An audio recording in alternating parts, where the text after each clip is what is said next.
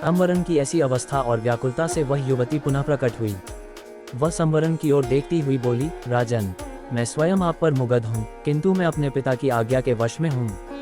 मैं सूर्य देव की छोटी पुत्री हूँ। मेरा नाम तप्ती है। जब तक मेरे पिता आज्ञा नहीं देंगे, मैं आपके साथ विवाह नहीं कर सकती। यदि आपको मुझे पाना है तो मेरे पिता को प्रसन्न कीजिए। वह युवती अपने कथन को समाप्त करती हुई पुनः अदृश्य हो गई। संवरण पुनः उन्मत्तों की भांति विलाप करने लगे। वह आकुलित होकर पृथ्वी पर गिर गए और तप्ती तप्ती की पुकार से पर्वत को ध्वनित करने लगे। संवरण तप्ती को पुकारते पुकारते धरती पर गिरकर बेहोश हो गए। जब उनकी चेतना वापस आई तो पुनः उन्हें तप्ती स्मरण हो आए। उन्हें तप्ती का वह कथन भी स्मरण हुआ कि यदि मुझे पाना चाहते हैं तो मेरे पिता सूर्य देव को प्रसन्न कीजिए।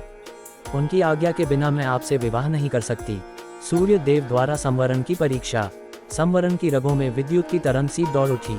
वह मन ही मन सोचते रहे कि तप्ती को पाने के लिए सूर्य देव की आराधना करेंगे। उन्हें प्रसन्न करने में सब कुछ भूल जाएंगे। संवरण सूर्य देव की आराधना करने लगे। धीरे धीरे सालों बीत गए। संवरण तप करते रहे।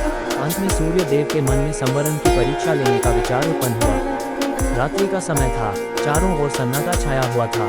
संवरण नेत्र बंद किए हुए ध्यान की मुद्रा में विराजमान थे। सहसा उनके कानों में किसी की आवाज आई, संवरण, तू यहाँ तप में संलग्न है। तेरी राजधानी अग्नि में जल रही है। ये कथन सुनने पर भी संवरण चुपचाप अपनी जगह पर बैठे रहे। उनके मन में रंचमात्र भी दुख पैदा नहीं हुआ।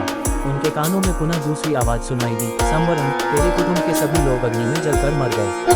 किंतु फिर भी राजा संवरण हिमालय के समान दृढ़ होकर अपने स्थान पर ही जमे रहे। उनके कानों में पुनः तीसरी बार कंठ स्वर सुनाई पड़ा, संवरण, तेरी प्रजा अकाल की अग्नि में जलकर भस्म हो रही है। तेरे नाम को सुनकर लोग फूट कर रहे हैं। इस पर भी संवरण दृढ़तापूर्वक तपने लगे रहे। उनकी दृढ़ता पर सूर्य देव प्रसन्न हो उठे और उन्होंने प्रकट होकर कहा, संवरण, मैं तुम्हारी दृढ़ता पर मुग्ध हूँ। बोलो, तुम्हें क्या चाहिए?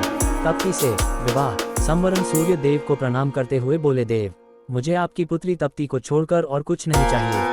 कृपा करके मुझे तप्ती को देकर मेरे जीवन को कृतार्थ कीजिए। भगवान सूर्य देव ने प्रसन्नता की मुद्रा में उत्तर दिया, संवरण, मैं सब कुछ जानता हूँ। तप्ती भी तुमसे प्रेम करती है। आज से तप्ती तुम्हारी है। सूर्य देव ने अपनी पुत्री तप्ती का संवरण के साथ विधिवत विवाह कर दिया। संवरण तप्ती को लेकर उसी पर्वत पर रहने लगे और पत्नी को प्राप्त करने के बाद राग रंग में अपनी प्रजा को भी भूल गए।